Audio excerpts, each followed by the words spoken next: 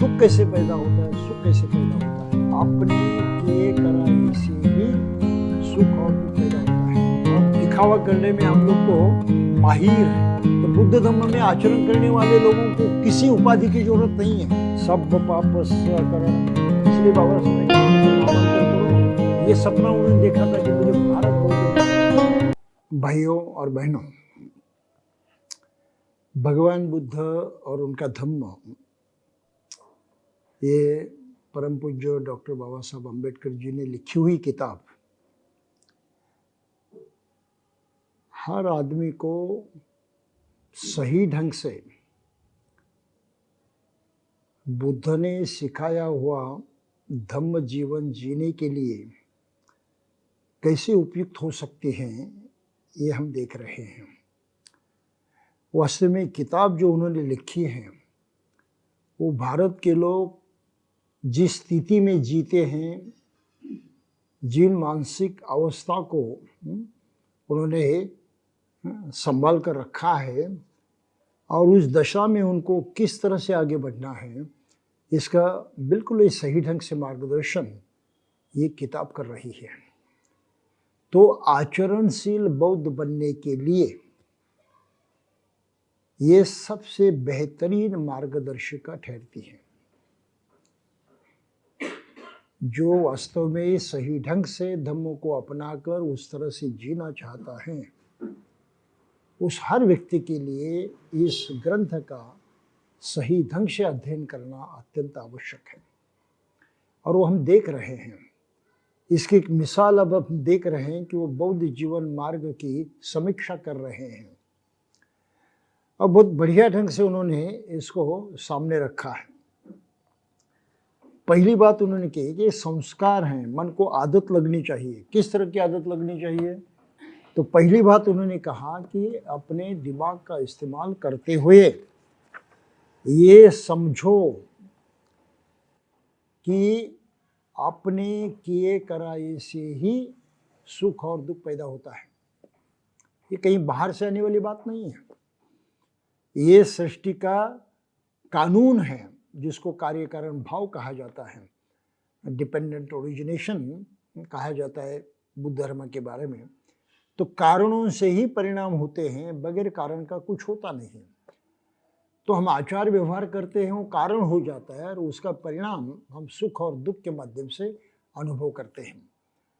ये पहली बात है, ये हर आदमी को सीखनी चाहिए। केवल मानने से काम नहीं चलेगा, श्रद्धा रखने से काम नहीं चलेगा, ये ऐसा है वैसा है मानो नहीं काम चलेगा। तो भारत के सभी लोगों ने पहली बात जो सीखनी चाहिए, पहला सबक जो सीखना चाहिए, वो सोचने से इनकार करने की उनकी जो आदत है। हम सोचना नहीं चाहते, समझना नहीं चाहते, इस आदत को पूरी तरह से बदल देना चाहिए, इसको फेंक देना चाहिए। और इसलिए बाबा साहब यहाँ कहते हैं कि सोचो, और क्या सोचो, दुख कैसे पैदा होता है, सुख कैसे पैदा होता है। तो ये पहला संस्कार उन्होंने दिया है कि आपने मन को ऐसी आदत लगाए, आपका मन इस तरह से काम करने में सक्षम हो जाए कि आप सुख दुख को पहचान कर सही तरह से सुख को बढ़ावा देने वाला ही कर्म करोगे। ये बहुत महत्वपूर्ण बात है। भारत के हर आदमी को इस सबक को सीखना ही चाहिए। बगैर उनकी दिमाग की आंखें खुले और बगैर वो सुख दुख किस तरह से निर्माण होता है वास्तविक रूप में वो जाने, भारतीय आदमी सुधर नहीं सकता, वो अपने कल्याण के पथ पर आगे बढ़ नहीं सकता। सभी रास्ते उसके बंद हैं क्योंकि उनका अपना मन, अपना दिमाग, इसके दरवाजे बंद हो चुके हैं। इनको खोलना जरूरी है। तो बाबा साहब ने कहा जीवन मार्ग हैं, पहले इस क्षमता को अपनाओ, देखो और उसको कारगर कराओ, काम में लगाओ। ये पहली बात है। तो ये संस्कार हैं। दूसरा, कुशल अकुशल जानने का, कैसे दुख निर्माण होता है, कैसे नहीं होता, ये भी हमने देख लिया। फिर उन्होंने आगे कहा तीसरा संस्कार जो है कि इसको टालने के लिए, इसमें सुधार करने के लिए आपके पास कौन सी ताकत है? अपने मन की ताकत है। और मन के जरिए आप क्या पहचान सकते हैं, क्या जान सकते हैं? भाई ये कारण क्या है, किस कारण से सुख और दुख पैदा होता है, ये हम कैसा जाने? तो इसके लिए बाबा साहब ने अगला संस्कार जो पढ़ा है वो है कि लोभ और तृष्णा है, उसको पहचानो किस तरह से काम करते हैं। फिर क्लेश है, द्वेष है, पहचानो किस तरह से काम करते हैं। फिर शत्रुता है, औरों के प्रति क्रोध है, इसको जानो, ये कारण है दुख को निर्माण करने वाले। और उसको पहचानना जरूरी है, वो अपने अंदर छिपे, मन में छिपे हुए हैं, इसको जानना जरूरी है। और फिर आगे कहते हैं कि इसके लिए उपाय क्या है? तो आपका मन जो है, अपना जो चित्त है, वो चिंतनशील बनना चाहिए, यानी सोचना अपने लिए आवश्यक है। बगैर सोचे आप आगे बढ़ नहीं सकते। तो मन है, मन की मानसिकता है, और मन की ताकत है सोचना, समझना। इस ताकत को अपनाओ, उसको बढ़ाओ। इससे आप स्वयं को जान पाओगे, अपने आसपास जो कुछ हो रहा है उसको भी जान पाओगे। सुख दुख कैसे निर्माण होता है ये भी आपने तो जान लिया, तो इससे कैसे निपटना है और स्वयं पर विजय कैसी पानी है ये भी आप जान जाओगे। तो आगे वो विजय की बात करते हैं, उपाय की बात करते हैं, और बड़ी श्रद्धा से है ये उपाय करना चाहिए, इस पर उन्हें जोर दिया। फिर अगले संसार की बात करते हैं कि वास्तव में तुम्हारे पास कौन सी क्षमता है, कौन सा सामर्थ्य है जिसके बल पर आप कर पाओगे। तो तुरंत उन्होंने बताया है, भाई मनुष्य हैं, पहले हम मनुष्य होने की कीमत करें, जानवर नहीं है, पशु नहीं है। और मनुष्य होने का मतलब ये है कि हमारे पास वो ताकत है बुद्धि की, मन की, जो और किसी के पास नहीं है। सबसे बढ़िया, सबसे ऊंची, सबसे सामर्थ्यवान ताकत अगर कौन सी है तो मन की ताकत है, जिसको हम बुद्धि भी कहते हैं। इसको समझो, एक मनुष्य होने के नाते हर आदमी में ये ताकत है, बगैर इसके मनुष्य होता ही नहीं। इतनी खुल्लम खुल्ला बात कही है। जो अपने पास है उसको तो देखो पहले, हम किस लायक है इसको तो पहचानो पहले। तो पहचान देने की कोशिश किया है कि मानो तुम्हारे पास मन है और मन में ये सब ताकत है। मन के मैल भी है, उसको भी जानो, उसको हटाने की ताकत आपके पास है। अब आप इस तरह से अपने आप को न्याय दे सकते हैं बुद्धि के बल पर। और ऐसे बुद्धिमान लोगों के संग रहोगे तो आपकी ताकत और बढ़ जाती है, आपकी प्रगति और जोर से होती है। तो संघ का महत्व उन्होंने प्रतिपादन किया। संघ जरूरी है, संघ जैसे जीना भी आवश्यक है, और मन को उस तरह से आदत लगाना भी आवश्यक है। तो इस तरह से वो बिल्कुल मनुष्य की चर्चा करते हुए, मनुष्य की क्षमता है, उसकी जान है, उसका मन है, हर बात की चर्चा करते हुए आगे बढ़ते हैं। और फिर क्या कहते हैं, फिर उन्होंने कहा है कि चित्त अपनी जानने की ताकत, इससे बढ़कर दूसरी ताकत दूसरी कोई नहीं हो सकती। तो यह जो संस्कार दिया है वो इसी से ही बड़ा महत्व रखता है। कहते हैं कि प्रत्येक कार्य करते समय जागरूक रहो, प्रत्येक काम में सोच विचार से काम लो, हर विषय में अप्रमादी और उत्साही रहो, यही जीवन मार्ग है। तो इसके बारे में पिछले भी बार हमने देखा कि मन में जो आता है वो कम करते हैं। तो ये चर्चा उन्होंने यहाँ तक की है। और फिर आगे उन्होंने कहा कि इसके बारे में दुर्लक्ष्य नहीं करना, ये ऐसे ही छोड़ नहीं देना, अप्रमाद जिसको कहते हैं, यानी उपेक्षा करना, उसकी कीमत नहीं करना, ऐसा नहीं होना चाहिए। कीमत करना बहुत जरूरी है।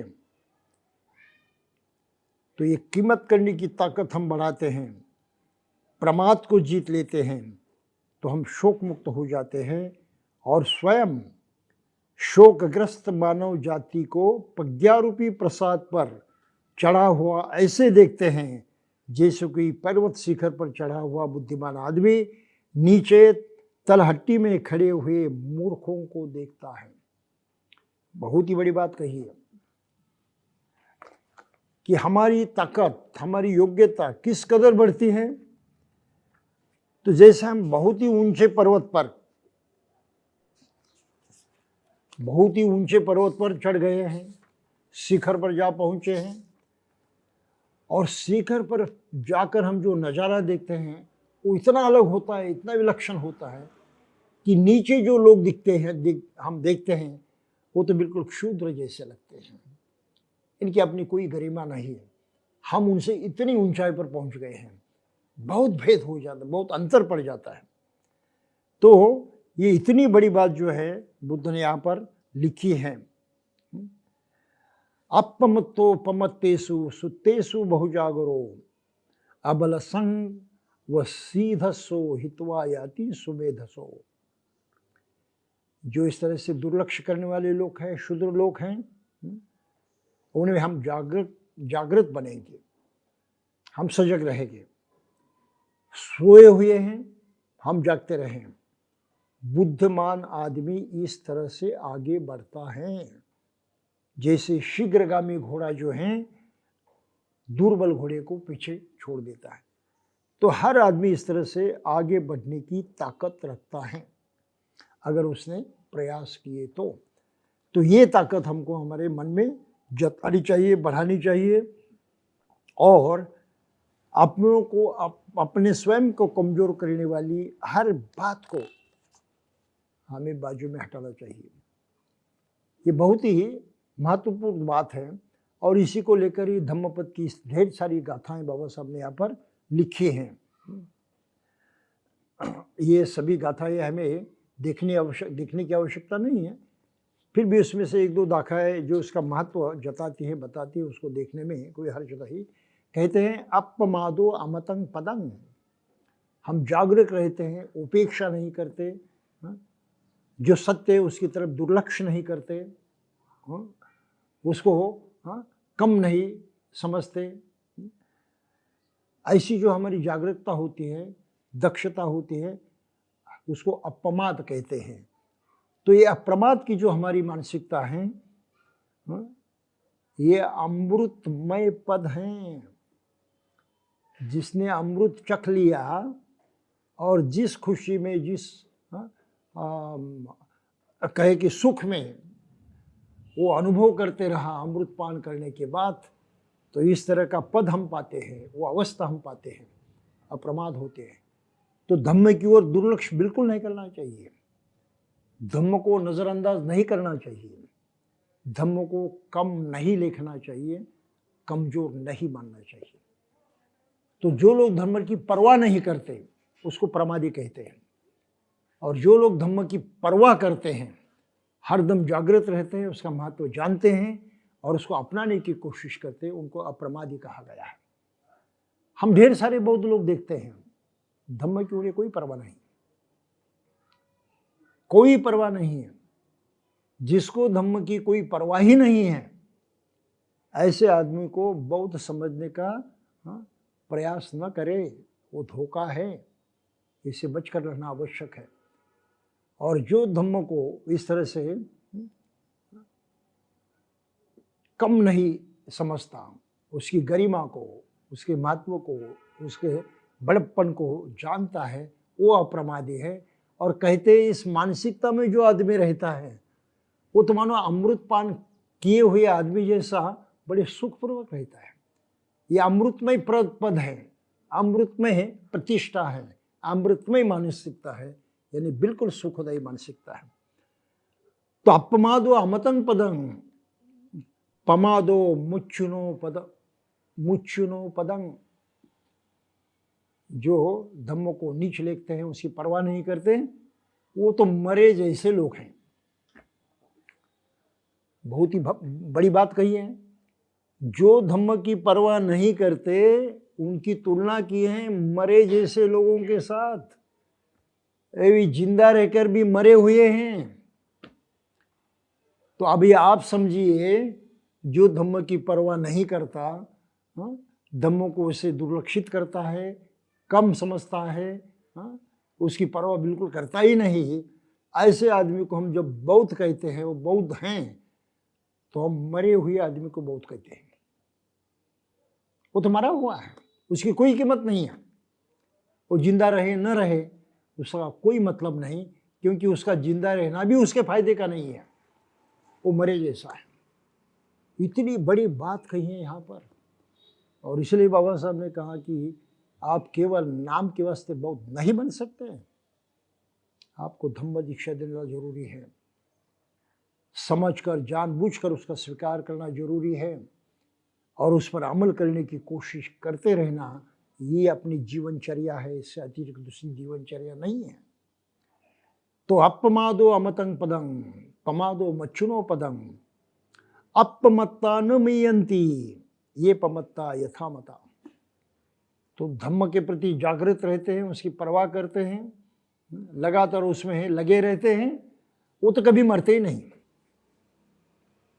अप्रमादी मनुष्य व्रत नहीं होता है।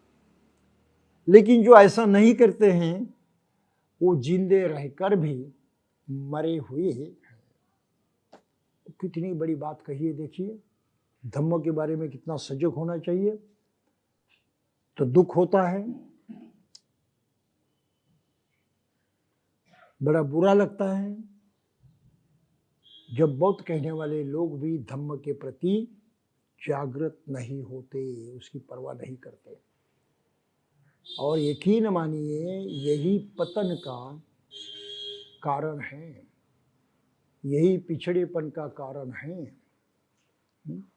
आज बौद्ध लोगों में जो पिछड़ापन दिखाई देता है, इसका मूल कारण ये है। इसको आज की तारीख को समझना जरूरी है, औरों को समझाना भी जरूरी है। हम चुपचाप नहीं बैठ सकते, अपने लिए और औरों के लिए भी। तो इतनी बड़ी महत्वपूर्ण शिक्षा बाबा साहब ने दी कि जागो पहले,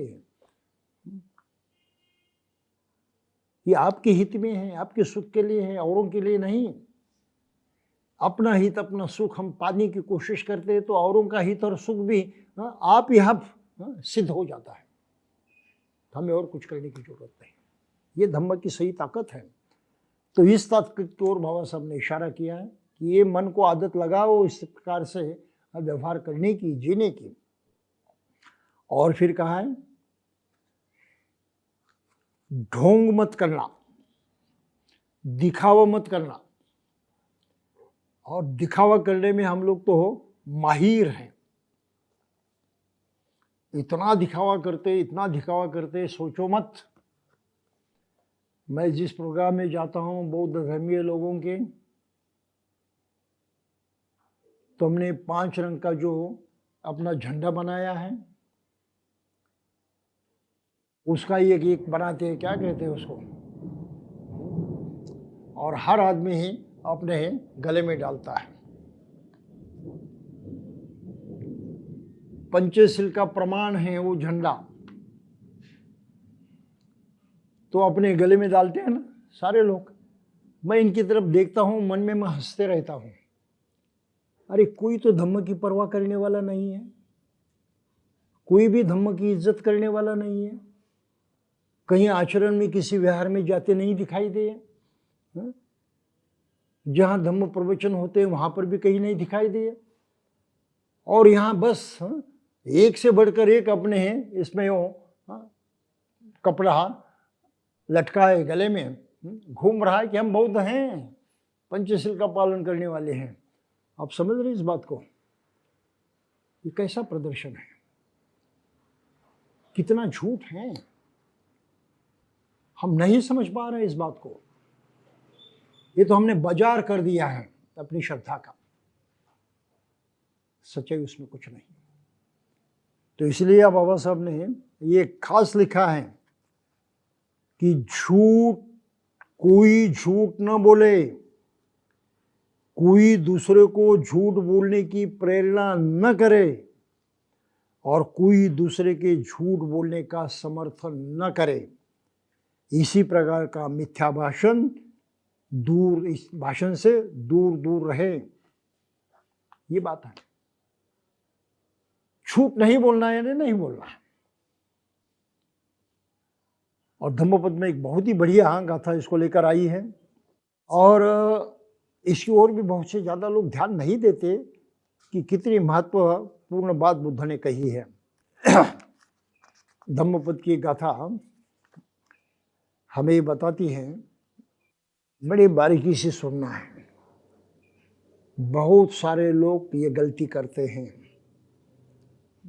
बहुत सारे लोग, और ये मानसिक दृष्टि से एक बहुत ही सत्य बात है, सच्चाई है। और वो सच्चाई यहाँ पर इस तरह से बयान की है धम्मपद की गाथा में। एकं धम्मं अतीतस्य मुसावादीस जंतुनो वितिन्न परलोकस्य नथि पापम अकार्यं। इसका अर्थ बहुत ही बढ़िया है। जो आदमी सत्य बोलने के एक नियम का, एक धम्म का, सत्य बोलना धम्म है, सत्य बोलने के एक धम्म का अतिक्रमण करता है, उसको लांघ जाता है और झूठ बोलता है, तो ऐसे झूठ बोलने वाला आदमी जो है उसको यहां जंतु कहा है, मनुष्य भी नहीं। मूसावादिस जंतुनो, झूठ बोलने वाला जंतु, मनुष्य भी नहीं। कितनी तगड़ी बात कही है, देखिए। एकं धम्मं अतीतस्य मुसावादिस जंतुनो, झूठ बोलने का कर्म करने वाला एक ये जंतु, ये प्राणी, वितिन्न परलोकस्य नथि पापम अकार्यं, आगे क्या होगा क्या नहीं होगा इसकी उसकी परवाह ही नहीं बिल्कुल। ऐसा आदमी कोई परवाह न रखते हुए झूठ बोलता है, वो आगे चलकर किसी भी प्रकार का भयंकर पाप करने से, गुनाह करने से पीछे हटता नहीं। कुछ समझ में आया? झूठ बोलने की आदत हमको गुनहगार बनाने की तरफ ले जाती है। झूठ बोलने की आदत हमको बुरा व्यवहार करने की तरफ खींचती है, हमारे मन को वो आदत लगाती है, उस तरफ हमको मोड़ते हैं, उस तरफ जाने की प्रेरणा देती है। तो झूठ से ही आगे सब बुराइयां जो होती जाती है। जिसने झूठ बोलने से खुद को दूर रखा वो किसी हालत में कोई पाप नहीं करेगा, वो गुनहगार हो ही नहीं सकता, बुरा व्यवहार कर ही नहीं सकता। तो सत्य की अपनी इतनी भारी ताकत है, ये मानसिकता है, मन की दशा है जो सबसे शक्तिशाली है। एकं धम्मं अतीतस्य मुसावादिस जंतुनो वितिन्न परलोकोसो नथि पापं अकार्यं। इसके परिणाम क्या होंगे झूठ बोलने की? इसकी परवाह न करने वाला, झूठ बोलने वाला एक आदमी, एक मनुष्य किसी भी प्रकार का पाप करने से पीछे हटता ही नहीं, उसको कोई परवाह नहीं होती। झूठ बोलने की आदत लगी, बस पाप करना आसान हो गया, परवाह ही नहीं होती। ये इतनी बुरी बात है, इसलिए सच बोलने का संस्कार अपने में मजबूत करना, अपने बच्चों में, परिवार में मजबूत करना कितना महत्वपूर्ण है, इस बात को जरा समझिए हम लोग। ते स्वांग मत करते रहिए, दिखावा मत करते रहिए। तुम नहीं हो वो दिखाने की क्यों कोशिश करते हो? ढेर सारे लोग ऐसे भी कहते हैं, खुद को धर्म की उपाधियां लेते हैं,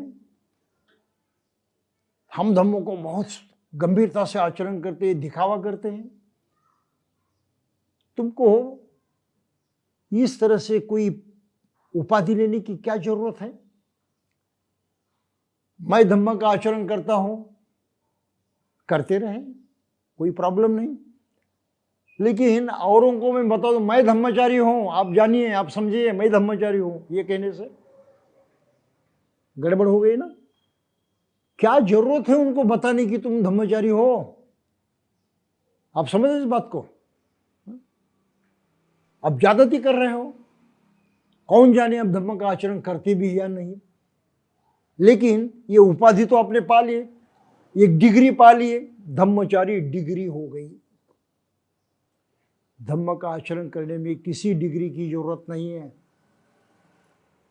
कोई कहते हैं हम धम्म मित्र बन गए, डिग्री बना ली। हम बौद्धाचार्य बने, डिग्री बनाई। आप समझ रहे बात को? हम धम्म सेवक है। अरे धम्म कहाँ है, कौन सी सेवा करते हो? धम्म कोई चीज नहीं है, कोई पुरुष नहीं, कोई व्यक्ति नहीं, उसकी सेवा करने की कोई जरूरत नहीं है। धम्म की सेवा नहीं कर सकते आप, सिर्फ धम्म का पालन कर सकते हैं। आप समझ रहे इस बात को? एक व्यक्ति होने के कारण आप सिर्फ धम्म का पालन कर सकते हैं, धम्म की सेवा नहीं कर सकते। हम लोगों की सेवा कर सकते हैं और वो सेवा अलग अलग ढंग की हो सकती है। धम्म का आचरण करने की आप सुविधा दे दे, ये सेवा हो गई उनकी, सुविधा पहुंचाना। ये धम्म की सेवा नहीं है। आप समझ इस बात को? तो इतने सारे झूठे अहंकार लेकर आदमी स्वयं को विभूषित करना चाहता है और उनके सामने मैं कैसा हूं, मैं कौन हूं, मैं कितना ऊंचा हूं, कितना अच्छा हूं, ये दिखाने की कोशिश करता है। ये स्वांग है, ये दिखावा है, ये झूठ है। तो बुद्ध धम्म में आचरण करने वाले लोगों को किसी उपाधि की जरूरत नहीं है। बुद्ध ने उनको सिर्फ 2 ग्रुप में, गुटों में बांट दिया है। जिन्होंने गृह त्याग कर दिया, सब कुछ छोड़ दिया और धम्म का आचरण करने में, सीखने में और आचरण करने में लग गए, ऐसे वर्ग को बुद्ध ने कहा या तो भिक्षु हैं या भिक्षुनी है। और भिक्षु और भिक्षुनी बनने के पहले तो तुमको स्टूडेंट होना पड़ता है, विद्यार्थी होना पड़ता है। तो उसको श्रामणेर और श्रामणेरी कहते हैं। समझ गया? लेकिन वर्ग एक ही है, भिक्षु या भिक्षुनी, जिन्होंने सब कुछ छोड़ दिया। ये कोई उपाधि नहीं है, कोई डिग्री नहीं है, ये उनके जीने का तरीका है। उस तरीकों को लेकर हम पहचानते हैं कि अरे ये भिक्षु हैं। क्यों भिक्षु हैं? वो कमाता नहीं, उसकी गृहस्थी नहीं है, उसने सब कुछ छोड़ दिया, हा? और इस तरह से वो रह रहा है। तो उसके रहन सहन देखते हुए हम क्या समझते हैं? इसने जीने का अलग तरीका अपनाया है, सब कुछ छोड़ते हुए। आप समझ रहे इस बात को? ये कोई डिग्री नहीं है उसकी, भिक्षु या भिक्षुनी। और फिर जिसने ग्रह नहीं छोड़ा, ग्रह त्याग नहीं किया और गृहस्थ ही रहा, फिर भी धम्म को मानता है, धम्म की शिक्षा जानता है, प्रत्यक्ष को करने की कोशिश करता है, उसको बुद्ध धर्म में कहते हैं उपासक, उपासिका। इससे अधिक उनका कोई दूसरा विशेषण है नहीं। बस उपासिका बने, उपासक बने, बात खत्म हो गई। अब धम्म का आचरण करने के लिए ये लाइफ स्टाइल है, जीवन जीने का तरीका है। ग्रह त्याग करते हुए आप जीवन जी सकते हैं धम्म का, ग्रह त्याग न करते हुए भी आप जीवन जी सकते हैं धम्म का। तो ग्रह त्याग करने वालों को भिक्षु भिक्षुनी कहा जाता है और ग्रह त्याग न करने वालों को उपासक उपासिका कहा जाता है। ये डिग्री नहीं है, ये बड़प्पन की बात नहीं है। आप किसी के सामने खड़े होकर नहीं, अरे मैं उपासक हूं, देखो कोई सुनेगा नहीं, कोई आपकी कीमत नहीं करेगा। वो तो एक आदमी है, कुछ कह रहा है। तो ये डिग्री नहीं है, इसमें अहंकार नहीं है, मैं कुछ हूं, ये दिखवा करने की यहां कोई जरूरत नहीं है। तो ये धम्म जीवन का सही रास्ता है जो बुद्ध के जमाने से चलते आ रहा है। तो हम लोग जो इस तरह से डिग्री लेते हैं, ये उपाधियां निर्माण करते हैं, पद प्रतिष्ठा निर्माण करते हैं, ये सब ढकोसला है, सब स्वांग है, इसमें कोई सच्चाई नहीं है। अभी दीक्षा देने वालों को कहाँ पता चला कि वो सही में धम्म का आचरण करता भी है या नहीं।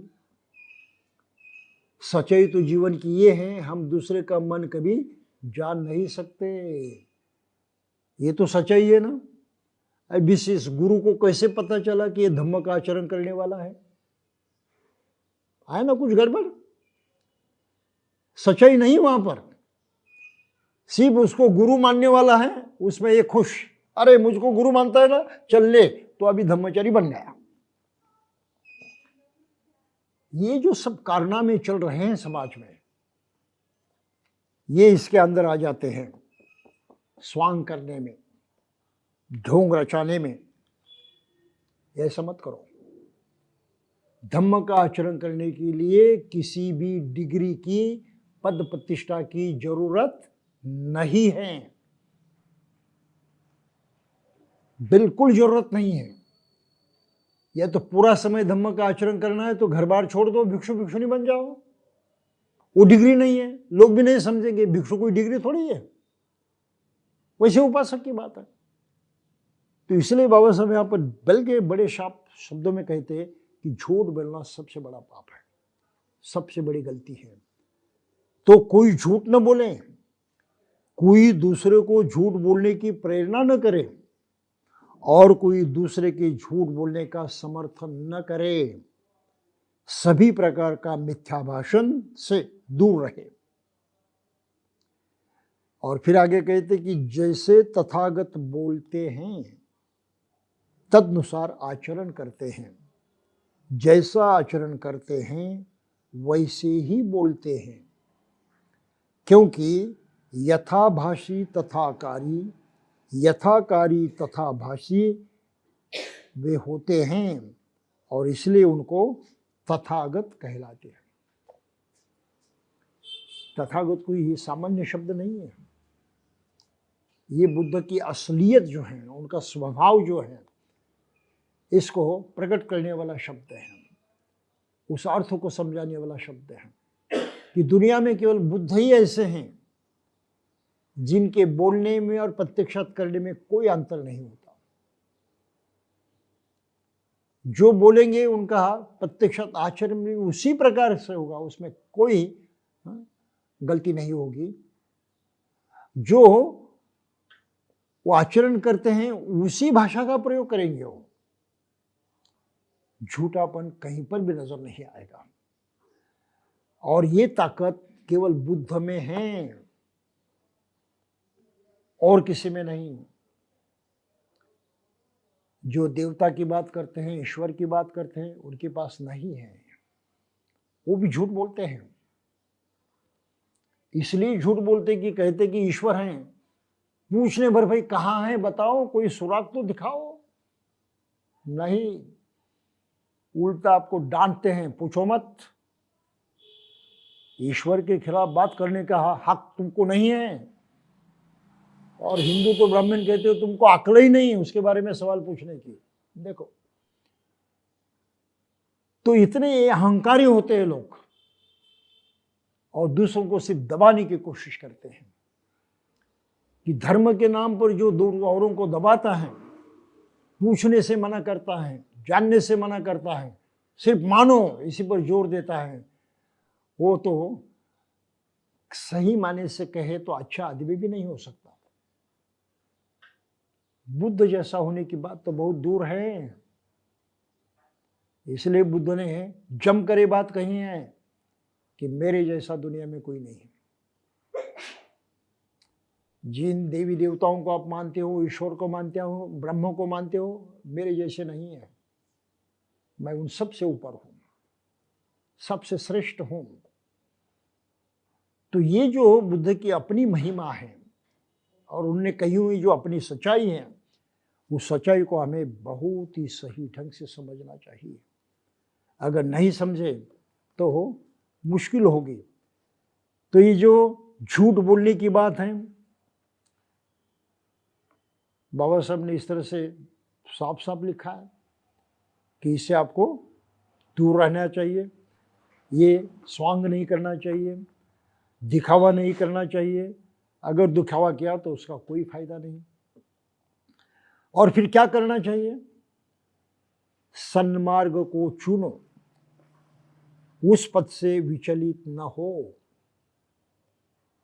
यूं पद बहुत हैं, किंतु सभी सन्मार्ग की ओर नहीं ले जाते। सन्मार्ग थोड़े से ही लोगों को सुखी बनाने के लिए नहीं है, बल्कि सभी को सुखी बनाने के लिए है। यह आदि में कल्याणकारी होना है, मध्य में कल्याणकारी होना है और अंत में कल्याणकारी होना है। सन्मार्ग पर चलने का मतलब है बौद्ध जीवन मार्ग पर चलना। इतने साफ शब्दों में बाबा साहब ने लिखा है। जीवन मार्ग दूसरा कौन सा है? सन्मार्ग पर चले। अब इस सन्मार्ग कौन सा होता है? सन्मार्ग की व्याख्या तो बिल्कुल एक धम्मपद की गाथा में बिल्कुल सही ढंग से की है।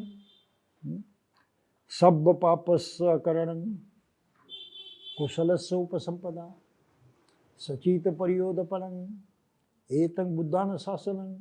बात खत्म हो गई। इतना सीधा, इतना सरल है, समझने में कोई दिक्कत नहीं है। और इसी बात को लेकर ढेर सारे धम्मपद की गाथाएं जो हैं हम पढ़ सकते हैं, समझ सकते हैं, जान सकते हैं। मैं ये सभी इसलिए पढ़ा के नहीं, यहाँ पर पढ़ता नहीं हूँ, क्योंकि आप पढ़कर भी समझ सकते हो उस बात को। उसके पीछे जो अर्थ छिपा हुआ है या जो कुछ उसका संबंध है, बस उनको ही प्रकट करने की मैं कोशिश करते रहता हूँ। तो कहते हैं कि मार्ग तो वैसे बहुत हैं। ये जो पहली बात कही है, मग्गानंग अट्ठंगिको सेठो सच्चानंग चतुरोपदा विरागो सेठो धम्मानंग द्विपादनंश चक्षुमा। सभी मार्गों में सर्वश्रेष्ठ मार्ग है अष्टांगिक मार्ग। दुनिया में दूसरा कोई भी मार्ग नहीं है जो सर्वश्रेष्ठ है इससे।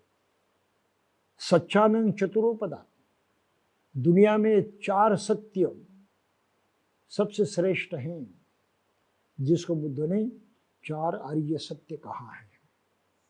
दुख है दुनिया में, कबूल करना पड़ेगा, मानना पड़ेगा, इनकार नहीं कर सकते। यह हकीकत है, आंखें नहीं मूंद सकते। ये सच्चाई कबूल करनी पड़ेगी कि दुनिया में दुख है, लगातार है, वो हटता नहीं है। और बुद्ध ने कहा कि इसका भी कारण है, बगैर वजह के दुख नहीं है। और वो कारण क्या है उन्होंने पक्का जान लिया है, अपने मन के मैली वो कारण है। और इन कारणों को नष्ट किया जा सकता है और दुख का विरोध किया जा सकता है, दुख को रोका जा सकता है। यह सत्य केवल बुद्ध ने कहा मनुष्य जाति में, दुनिया में और किसी ने यह सत्य को जाना नहीं, समझा नहीं कि मनुष्य दुख को रोक सकता है। मनुष्य में अपने में वो ताकत है। बुद्ध के सिवा यह सच्चाई और किसी को कभी मालूम नहीं हुई। कोई भी धर्म इस बात को, इस सच्चाई को नहीं जानता। ईश्वर ने वो धर्म बनाए, लोग कहते हैं। अगर ये धर्म सच्चाई को नहीं जानते तो हमको कबूल करना पड़ेगा कि जिस ईश्वर ने इन धर्मों को बनाया, उस ईश्वर को भी पता नहीं है दुख को रोका जाता है, वो भी अज्ञानी है।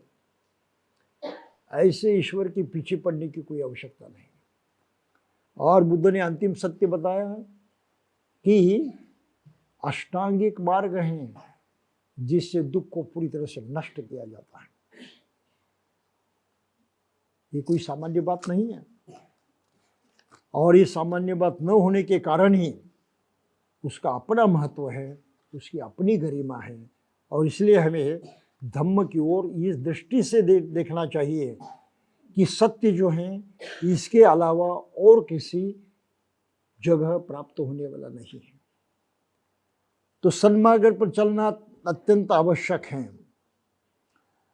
यहाँ पर और भी एक महत्वपूर्ण गाथाएं हैं, बड़ी अच्छी गाथाएं हैं कि पहले जमाने से बातें चल रही है।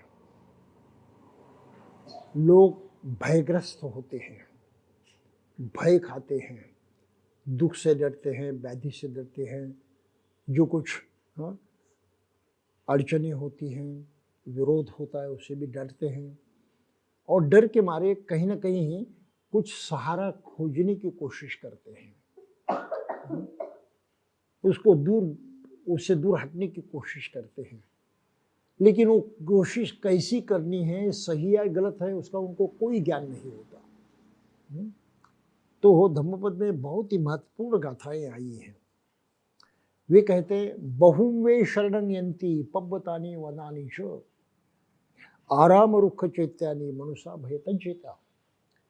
इतने सारे लोग हैं, भय के मारे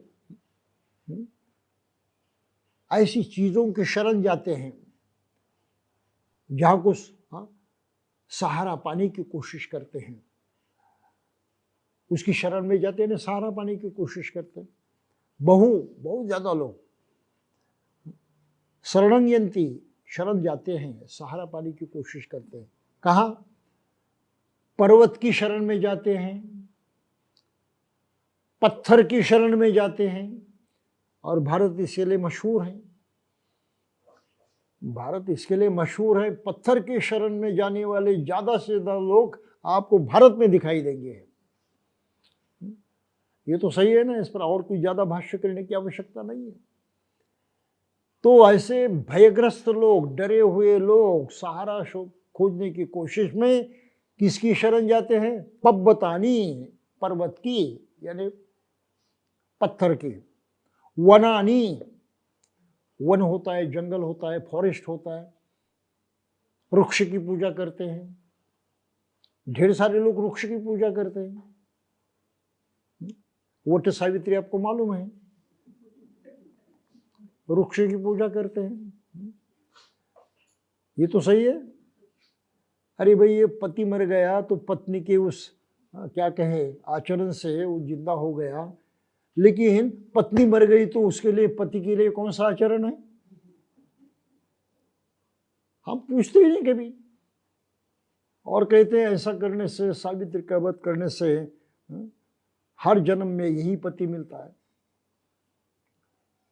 अब तो सत्य बात तो ये है हर आदमी की कि एक ही जन्म बड़ा काफी होता है मुश्किल से, दूसरी बार जरूरत ही नहीं पड़ती। कौन इच्छा करेगा दूसरी बार भी ऐसा होना चाहिए? तो इतना झूठ बोलते हैं लोग। सही है, बुद्ध को जानते ही नहीं, बुद्ध सिर्फ सत्य बोलते हैं। तो बहुत सारे लोग इस तरह से शरण ग्रहण करते हैं, आसरा पाते हैं। बहुवे शरणगीति पब्बतानि वनानि च आराम रुख चेतानि मनुष्य भय तज्जिता। भय से ग्रस्त होकर, भय खाकर, आराम रुख, रुक्ष की पूजा करता है। कई तीर्थ क्षेत्र होता है, वहां जाकर पूजा करता है। चैत्य होता है, वहां पर पूजा करता है। उस वक्त थे, चैत्य गृह थे, यहाँ लोग इस आशा से जाते थे कि हमारा दुख कम हो जाएगा, हमें कोई सहारा मिलेगा। तो बुद्ध यहाँ कहते हैं, धम्मपद में कहा है, नेतं खो शरणं खेमं नेतं शरणमुत्तमं नेतं शरणमागम्य सब दुःखापमुच्यते। अरे भाई, ऐसी चीजों की शरण में जाना कोई ठीक बात नहीं है। उसमें कहाँ सुरक्षितता नहीं होती और उत्तम भी, सही भी नहीं होता। क्योंकि ऐसा करने से दुख खत्म नहीं होता, दुख से मुक्ति पाने के में कोई सहारा नहीं होता। तो फिर कौन सी शरण जाना चाहिए? यो च बुद्धं च धम्मं च संघं च शरणं गतो चत्तारि आर्य सच्चानि सम्मपय्याय पश्यति। जो बुद्ध धम्म और संघ की शरण में जाता है, वहां आसरा पाने की कोशिश करता है और आर्य सत्य जो हैं, ये आर्य सत्यों को सही सही समझने लगता है। चत्तारि आर्य सच्चानि सम्पय्याय पश्यति। प्रज्ञा के माध्यम से, अपने दिमाग के माध्यम से, अपनी बुद्धि के माध्यम से उनको सही संगी जानना सीखता है। दुखं दुख समुत्पादं दुखस्य अतिक्रमं। दुख है, दुख का कारण है, दुख का निरोध किया जा सकता है। आर्यंच अष्टांगिकं मग्गं दुखोपशमगामिनं, और आर्य अष्टांगिक मार्ग है जिससे दुख जो है पूरी तरह से नष्ट होगा। इनको जो जानता है आर्य सत्यों को, एतं खो शरणं खेमं एतं शरणम उत्तमं, अरे ये आश्रय जो है ये सही है, ये सहारा सही है, ये सहारा सर्वोत्तम है, तो उसको ही अपनाना चाहिए। एतं शरणमागम्य सब दुखापमुच्यते, कि ऐसी शरण ग्रहण करते हुए, इस सहारे को अपनाते हुए आदमी सभी दुखों से मुक्त हो जाता है। इतनी बड़ी बात यहाँ पर की है, सम्यक मार्ग का अनुसरण इसलिए आवश्यक, ऐसा बुद्ध ने माना है। और फिर आगे जाकर मैं सभी ये जो गाथाएं पढ़ना नहीं चाहता, आप आराम से पढ़ेंगे तो सभी का अर्थ ध्यान में आ जाएगा। तो फिर आगे वो कहते हैं, बहुत ही बड़ी बात कहते हैं कि सद्धम्म के साथ मिथ्या धर्म को मत मिलाओ, यानी सम्मिश्रण नहीं करना है, अडल्टरेशन नहीं करना है।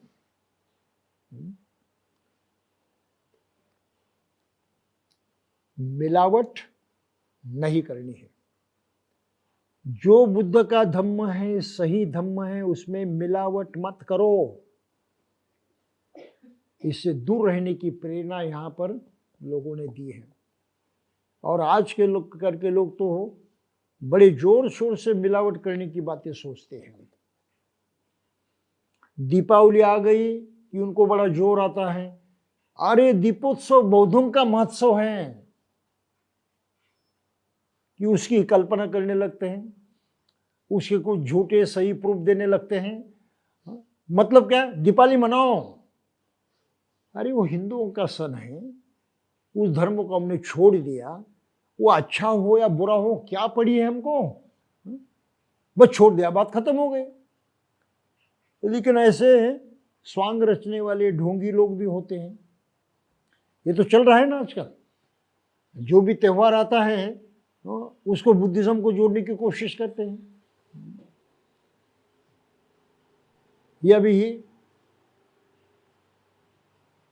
राखी बंधन, रक्षाबंधन का त्यौहार आ गया, कुछ ऐसे लोग चिल्लाने लगे, अरे ये बौद्धों का त्यौहार है, रक्षाबंधन है, ये बौद्धों की परंपरा है। ये मूर्ख लोग हैं, ये धम्म में मिलावट करने का पाप करते हैं। और बाबा साहब ने स्पष्ट शब्दों में लिखा है कि मिलावट नहीं करना है, उसका परिणाम बुरा होता है, तो मिलावट से बचना जरूरी है। ये गाथा इसमें आता है, जो झूठ को सच और सच को झूठ समझ बैठते हैं, ऐसे मिथ्या दृष्टि संपन्न लोगों को कभी सत्य की प्राप्ति नहीं होती। जो सच को झूठ और झूठ को सच समझ बैठते हैं, ऐसे मिथ्या दृष्टि संपन्न लोगों को कभी सत्य की प्राप्ति नहीं होती। तो सत्य को सत्य और झूठ को झूठ समझते हैं, ऐसे सम्यक दृष्टि वाले लोगों को ही सत्य की प्राप्ति होती है। सत्य को सत्य कहो, झूठ को सब झूठ कहो, फिर भी लोग समझते नहीं। अपनी जो आदतें हैं उसको ही मानते रहते हैं, उसको ही चिपके रहते हैं, और धम्म में भी वो मिलावट कर देते हैं। आज भी कर रहे हैं, खासकर आज की तारीख को जातिवाद की मिलावट जो है चल रही है। हम बौद्ध हैं, मुझे याद आती है कहानी बम्बई की। एक दोस्त के यहाँ में प्रोग्राम के लिए गया था, वो बड़ा इंजीनियर है रेलवे में, उनकी बीवी डॉक्टर हैं। सुबह सब वो पहुँचा उनके घर, फ्रेश हुआ, नाश्ता वगैरह किया। उस वक्त कोई पड़ोसन उनको मिलने के लिए आ गए। बड़े खुश थे, सज धज कर आए थे, तैयार होकर, मानो कहीं जाना है, और बड़े हंसते हंसते वो घर में आ गई। तो ये मैडम थी जो डॉक्टर मैडम, उसने उनका स्वागत किया। दोनों बातें करते करते किचन में चले गए और कुछ समय के बाद बड़ा गुस्सा होकर वो औरत चली गई, बहुत ही गुस्से में। तो मैंने देखा हो, लेकिन मैं तो मेहमान था, मुझे क्या पड़ी है कुछ पूछने की। मैंने कुछ पूछा नहीं, इनका आपसी मामला है, मुझे क्या पड़ी है। फिर हमारा प्रोग्राम हो गया। दोपहर को फिर चाय पानी की शुरुआत हो गई। साहब भी तब तक वापस आ गए ड्यूटी लगाकर। पहले प्रोग्राम में ठहरे, फिर ड्यूटी पर चले गए, फिर हाजिरी लगाकर वापस आ गए। तो हम चाय पीते बैठे। तो बातों बातों में मैंने उनसे पूछा, मैडम आपकी कोई सहेली, कोई महिला आई थी आपको मिलने सुबह, बड़ी खुश नज़र आ रही थी। हाँ बंती जी, वो मेरी सहेली है, यहाँ बगल में ही रहती है। हाँ, उसके भी पति रेलवे में ही बड़े अफसर है, तो मिलने के लिए आई थी। तो मैंने कहा क्या तुमने उसको अपमानित किया, कुछ बुरा कहा उनसे? वो बड़ी गुस्से में चली गई। नहीं, मैंने कुछ बुरा नहीं कहा, मैंने मेरी वाचा को बुरा नहीं होने दिया, वो उससे सत्य बात कर रही थी। तो फिर वो गुस्से में क्यों चले गई? बंती जी, बात ऐसी है कि उसका एक लड़का है, उसकी शादी करनी है और वे लड़कियों की खोज में है। मेरे जानकारी में 2 लड़कियां हैं। मैंने उनको बता दिया कि चलो हम उनको देखने चले जाएंगे। तो बिल्कुल तैयार होकर आई थी, कब जाना है पूछने के लिए। तो अपना प्रोग्राम होने के बाद हम लोग जाने वाले थे। और तब उन्होंने बातों ही बातों में मुझसे कहा, मैडम क्या वो दोनों लड़कियां अपनी ही जाति की है ना? तो मुझे बड़ा गुस्सा आ गया। मैंने उससे कहा, हम लोग तो बौद्ध हैं, ये दोनों भी लड़कियां बौद्ध हैं, तुम ये जाति की बात क्यों कर रहे हो? तो उसने कहा, नहीं तो अपनी जाति की होनी चाहिए। तो मुझे बड़ा गुस्सा आ गया। अगर जाति को मानने वाले है तो निकल जा, मैं तुझे कोई लड़की दिखाने वाली नहीं हूं। हम बौद्ध लोग हैं, बुद्ध धर्म में जातिवाद नहीं होता। फिर वो गुस्से में चली गई। ये अभी 4-5 साल पहले की बात है, बहुत पुरानी बात नहीं है। तो क्या हम अपनी जो उपजातियां हैं मानते नहीं हैं?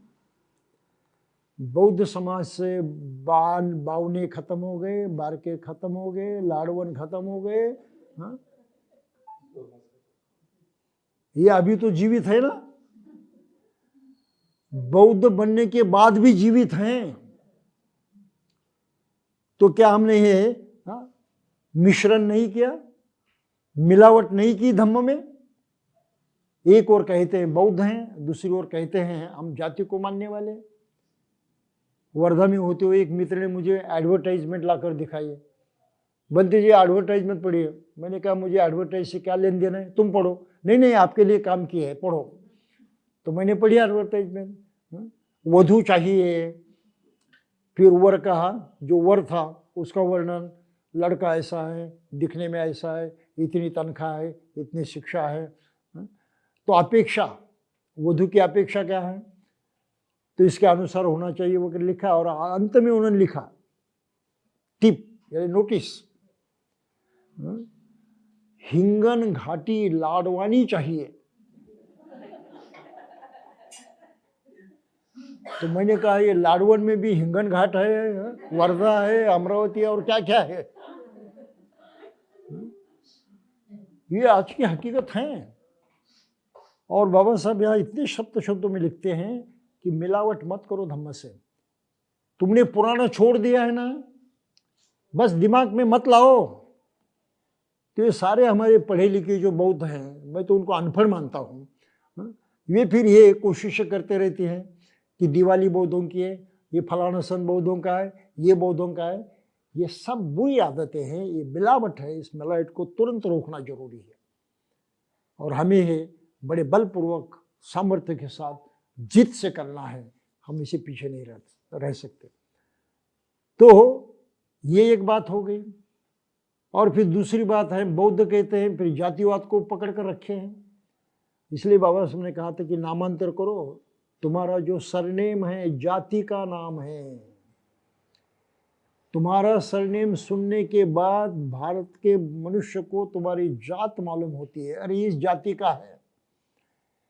तुम्हारा धर्म नहीं दिखाई देता, तुम्हारी असलियत नहीं दिखाई देती, तुम मनुष्य हो, अच्छे हो या बुरे हो ये भी दिखाई नहीं देता।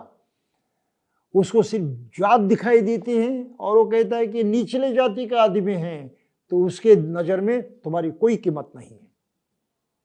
आप समझ रहे इस बात को? चाहे बड़े अफसर हो, चाहे बड़े रईस हो, इसकी कोई कीमत नहीं है। उनकी नजर में तुम सिर्फ शूद्र हो, निचले जाति के हो, उसके साथ संग नहीं करना चाहिए। ये कितना अपमान है, कितना भारी इंसल्ट है। और फिर भी बौद्ध होने के बाद हम लोग अगर अपने ये जातिवाचक सरनेम जो है उसको बदलते नहीं हैं, तो क्या कहें ऐसे लोगों को? शिक्षा का अभाव है, अनपढ़ है, ऐसे कहा जा सकता है? ये तो अनपढ़ नहीं है बिल्कुल, अच्छे पढ़े लिखे लोग हैं। फिर बाबा साहब को मानने वाले हैं, नहीं मानने वाले होते तो बात ठीक है, अरे मानने वाला नहीं, उसकी तरफ से अपेक्षा नहीं की जा सकती, लेकिन मानने वाले हैं। और फिर धम्म का अध्ययन करने वाले भी हैं। बाबा साहब तत्वज्ञान जो है, शिक्षा है, उसको पढ़ने वाले, उसका अध्ययन करने वाले भी लोग हैं। इतना सारा होने के बावजूद भी आप इतनी सी बात जो है वो भी सही ढंग से पहचान कर नहीं सकते, तो आपके बारे में क्या कहा जाए? बहुत अच्छे लोग हैं, बहुत जिम्मेदार लोग हैं, अपने अधिकार को सही ढंग से जताते हैं, अपनी गरिमा, अपना बड़प्पन, अपना सम्मान, इसकी सही में रक्षा करते हैं? बिल्कुल रक्षा नहीं करते। जाते जाते एक बात कहने में कोई ताकत नहीं है, लेकिन आज बौद्धों में भी बहुत ही बुरे सरनेम हैं। कई डुकरे हैं, कई डुक्कर मारे हैं। मुझे लज्जा आती है शब्द उच्चारण करने में, लेकिन इस सरनेम के भी पढ़े लिखे तो लोग बहुत सारे हैं। अफसर भी हो सकते, उच्च पद पर भी ये काम करने वाले हो सकते, इंजीनियर भी हो गए, डॉक्टर भी हो गए। तो अपना इतना गंदा सरनेम है, क्या उनको कभी जंचता नहीं कि बुरा है? संवेदना नहीं होती उनको कि ये सही में बुरा है? और फिर सोच विचार कर उसको त्यागने की भावना उनमें क्यों नहीं जगती है? ये बहुत ही गंभीर मामला है, क्योंकि हम धम्म को सही ढंग से लेते नहीं, उसको दुर्लक्षित करते हैं, कोई खास महत्व नहीं देते। और फिर बाबा साहब के इन शब्दों को हम पहचानते नहीं, समझते नहीं और पढ़ते भी नहीं कि हम गलत धम्म का जो है बुद्ध धर्म में मिश्रण नहीं करना है, मिलावट नहीं करनी है। तो ये सरनेम के माध्यम से भी हमारे समाज में, बौद्ध समाज में ब्राह्मणी धर्म की मिलावट जारी है। इस मिलावट को तुरंत दुरुस्त करना चाहिए, मिलावट रोकनी चाहिए। और हर बौद्ध कहने वाले आदमी ने अपने जातिवाचक सरनेम जो हैं वो बदल देने चाहिए तुरंत। ये धब्बा हम अपने शरीर पर नहीं रखेंगे। हमारी तरफ लोगों को देखने का जो जरिया है कि तुम नीच हो, हम कबूल नहीं कर सकते। अपनी कीमत हम इस तरह से हम कमजोर नहीं होने दे सकते। तो इसके बारे में हमें सजग होना चाहिए। तो बाबा साहब का ये सभी प्रयास जो हैं, इस तरह से आदमी को सजग करने में, धम्म का आचरण कैसे किया जाता है, किस तरह से अपना मन, अपनी मानसिक ताकत, अपना दिमाग इसके काम में आ सकता है। और ये शक्ति, ये क्षमता एक मनुष्य होने के नाते हमारे पास ही है और किसी के पास नहीं है। तो धम्म के आचरण की इतनी तगड़ी शिक्षा बाबा साहब ने अपने ग्रंथ में दी है। अगर हम उसको सही ढंग से समझे, सही ढंग से पढ़ें, तो निश्चय ही बहुत क्रांतिकारक परिवर्तन होने वाला है। और इस परिवर्तन की आशा बाबा साहब के मन में थी, और इसलिए वो कहते थे कि मुझे कौन सा परिवर्तन चाहिए? भारत बौद्धमय होना। ये सपना उन्होंने देखा था कि मुझे भारत बौद्धमय करना है, इतना परिवर्तन इस भूमि में लाना है, इस देश में लाना है, पूरे इस देश के सभी लोगों में लाना है। और ये कैसे हो सकता है? तो इस तरह से धम्म जीवन मार्ग को लोगों ने अपनाया, तो ये बिल्कुल होना ही है, इसमें कोई गलती होने वाली नहीं है। तो आज की तारीख को मैं समझता हूँ हम इतना ही समझे, और भी आगे हैं, हमें और भी इसी रास्ते से आगे बढ़ना है। उन्होंने और कुछ बातें बताई हैं तो बाद में देखेंगे, लेकिन तब तक के लिए अभी यहीं पर हम रोकेंगे। जय भीम।